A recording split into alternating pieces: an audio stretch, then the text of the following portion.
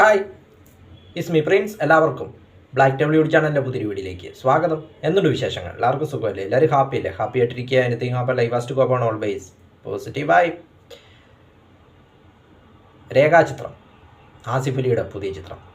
അപ്പോൾ റിലീസ് ചെയ്ത ഫസ്റ്റ് ദിവസം തന്നെ ഹെവി പോസിറ്റീവായിരുന്നു ചിത്രത്തിന് കേരളത്തിലുടനീളം ലഭിച്ചത്. അപ്പോൾ ആ മികച്ച പ്രതികരണങ്ങൾ കണ്ടുകൊണ്ടാണ് ഞാനും ചിത്രത്തിന് ടിക്കറ്റ് എടുത്തത്. ചിത്രം കണ്ട് ഇറങ്ങി ഇപ്പോൾ ഈ റിവ്യൂ തരുന്നു.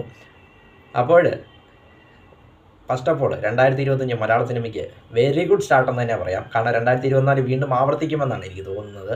അല്ലെങ്കിൽ അതിലേറെ മുന്നോട്ട് പോകും. അല്ലെങ്കിൽ 2024 മികച്ച വർഷമായിരിക്കും 25 എന്നാണ് എനിക്ക് തോന്നുന്നത്. അത്രയ്ക്ക് നല്ല സ്റ്റാർട്ടാണ് മലയാള സിനിമയ്ക്ക് ലഭിച്ചിരിക്കുന്നത്.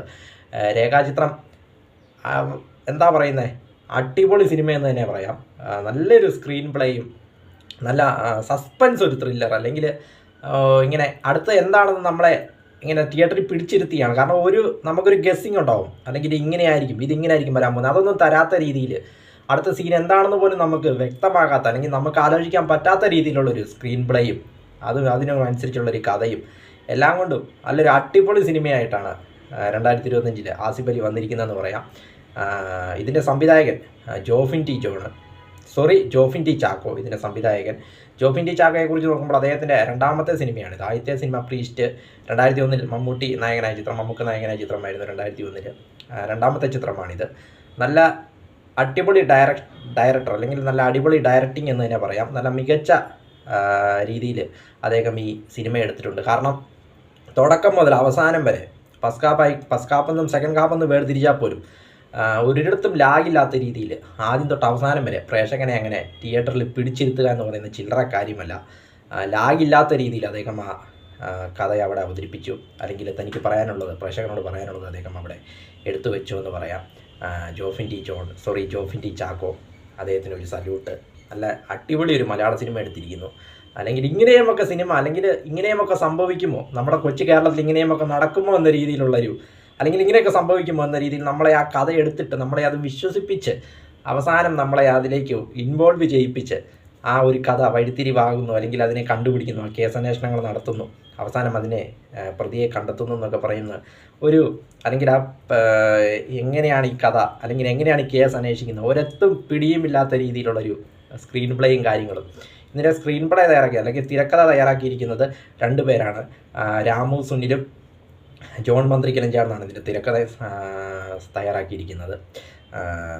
നല്ല അടിപൊളി സ്ക്രീൻ പ്ലേ ആയിരുന്നു. ഒരിടത്ത് ലാഗില്ലാത്ത രീതിയിൽ, എത്ര പറഞ്ഞാലും മതി വരാത്ത രീതിയിലുള്ള അത്ര സന്തോഷമായിട്ടാണ് ഈ സിനിമ കണ്ട് പുറത്തിറങ്ങിയെന്ന് പറയാം.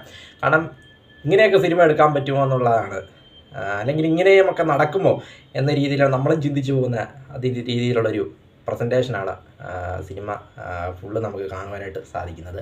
ജോഫിൻ ടി ചാക്കോയ്ക്ക് പ്രത്യേകമായിട്ട് അഭിനന്ദനങ്ങൾ. അതോടൊപ്പം ആസിഫ് അലിയെക്കുറിച്ച് പറയുമ്പോൾ കഴിഞ്ഞ കുറച്ച് വർഷങ്ങളായിട്ട് അദ്ദേഹം നമ്മളിങ്ങനെ സ്ക്രിപ്റ്റ് സിനിമ നമ്മളിങ്ങനെ വിസ്മയിപ്പിച്ചുകൊണ്ടിരിക്കുകയാണ്. നല്ല സ്ക്രിപ്റ്റ് സെലക്ഷനാണ് ഇപ്പോൾ അദ്ദേഹം നടത്തുന്നത്. തലവനായിക്കോട്ടെ, കിഷ്കിന്ധാകാന്ഡമായിക്കോട്ടെ, ഇപ്പോഴിതാ ഈ ചിത്രമായിക്കോട്ടെ, ഒന്നിനൊന്നിന് അദ്ദേഹം മികച്ച കഥാപാത്രങ്ങൾ നമുക്ക് സമ്മാനിച്ചുകൊണ്ടിരിക്കുന്നു. ഫസ്റ്റ് സ്റ്റാർട്ടിങ്ങൊക്കെ അറിയാലോ, ആസിഫ് അലി എന്ന് പറയുമ്പോൾ സ്റ്റാർട്ടിങ്ങിലൊക്കെ ഒട്ടേറെ പരാജയങ്ങൾ നേരിട്ട് ഒരു നടനായിരുന്നു. ഒറ്റയ്ക്ക് വഴിവെട്ടി വന്നവനാണ്. ഒട്ടേറെ പരാജയങ്ങൾ നേരിട്ട് തനിക്കൊപ്പം വന്നവരും തനിക്ക് ശേഷം വന്നവരുമൊക്കെ മുന്നോട്ട് പോയപ്പോഴും അദ്ദേഹം ഇങ്ങനെ നോക്കിയിരുന്നു. പക്ഷേ ഇപ്പോഴിത് അദ്ദേഹത്തിൻ്റെ സമയമാണ് പറയാം. ഒന്നിനൊന്നിന് മികച്ച കഥാപാത്രങ്ങൾ, മികച്ച ചിത്രങ്ങൾ അദ്ദേഹം നമുക്ക് സമ്മാനിച്ചുകൊണ്ടിരിക്കുന്നു. പോലീസ് വേഷം അടിപൊളിയായിട്ട് അദ്ദേഹം ചെയ്തു. അതായത് ഒരു പോലീസ് ക്യാരക്ടറായിട്ട് തന്നെ അദ്ദേഹം ജീവിച്ചു എന്ന് പറയാം.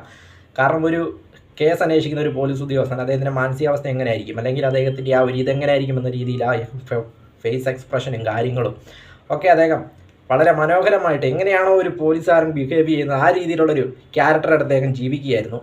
ആസിഫ് അലിക്കും ഒരു ബിഗ് സല്യൂട്ട് എന്ന് പറയാം. ഇനിയും നല്ല സിനിമകൾ അദ്ദേഹത്തിൽ നിന്ന് പ്രതീക്ഷിക്കുന്നു. മറ്റുള്ള കഥാപാത്രങ്ങളും എല്ലാവരും മറ്റുള്ള ക്യാരക്ടേഴ്സ് എല്ലാവരും അവരവരുടെ ജോലി വളരെ മനോഹരമായിട്ട് ചെയ്തു. സിദ്ദിഖ്, ജഗദീഷ് ഏട്ടൻ, സിദ്ദിഖിക്ക, എല്ലാവരും അവരവരുടെ ജോലി മനോഹരമായിട്ട് ചെയ്തു. വേറൊരു സർപ്രൈസ് ഉണ്ട് ചിത്രത്തിൽ, അത് ഞാൻ പറയുന്നില്ല. ഒരു സിനിമയ്ക്കുള്ളിലെ സിനിമയായിട്ടാണ് കഥ നടക്കുന്നത്. അതൊക്കെ ഒരു സർപ്രൈസ് ലെവലാണ്. നിങ്ങൾ പോയി കാണുക. ഞാൻ അതിലേക്കൊന്നും ഞാൻ കൂടുതൽ കടക്കുന്നില്ല. പിന്നെ എടുത്തു പറയണം അനശ്വര കുറിച്ച് പറയുമ്പോൾ, അനശ്വര രാജൻ അഭിനയിച്ച ചിത്രം ഹിറ്റ് എന്ന രീതിയിലേക്കാണ് ഇപ്പോൾ കഴിഞ്ഞ കുറേ കാലങ്ങളായിട്ട് അങ്ങനെയാണ്. ഹിറ്റ് ചിത്രത്തിൻ്റെ ഭാഗമായിക്കൊണ്ടിരിക്കുകയാണ് അനശ്വര രാജൻ. അതും അനശ്വരാജൻ്റെ റോളും വളരെ മനോഹരമായിട്ട് ചെയ്തു. അടിപൊളിയായിരുന്നു. എന്താ പറയുന്നത്, അടിപൊളി. അനശ്വരാജന് പതിവ് പോലെ തന്നെ വളരെ മനോഹരമായിട്ട് റോൾ ചെയ്തിട്ടുണ്ട്. അങ്ങനെ ആകെ മൊത്തത്തിൽ ഇതിൻ്റെ സിനിമാറ്റോഗ്രാഫിയാണ് പിന്നെ എടുത്ത് പറയേണ്ടത്. എനിക്ക് വളരെ ഇഷ്ടപ്പെടുന്ന സിനിമാറ്റോഗ്രാഫിയാണ്. കാരണം അപ്പു പ്രഭാകറാണ് സിനിമാറ്റോഗ്രാഫി ചെയ്തിരിക്കുന്നത്. വളരെ മനോഹരമായി വിഷ്വൽസ്, ചില വിഷ്വൽസൊക്കെ കണ്ടിട്ട് വാവ് ഇങ്ങനെ തോന്നി. ചില വിഷ്വൽസൊക്കെ വളരെ മനോഹരമായ വിഷ്വൽസ് നല്ല രീതിയിൽ എടുത്തു വെച്ചിട്ടുണ്ട്, സിനിമാറ്റോഗ്രാഫിയും കാര്യങ്ങളുമൊക്കെ.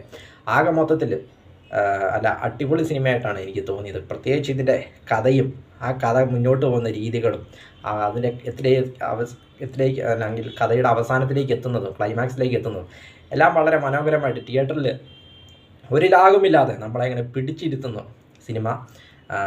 ഇതിനെ ഒരു നെഗറ്റീവ് പോലും പറയാനില്ലെന്നാണ് എനിക്ക് തോന്നുന്നത്. കാരണം എനിക്ക് അത്രയേറെ പടം ഇഷ്ടപ്പെട്ടു.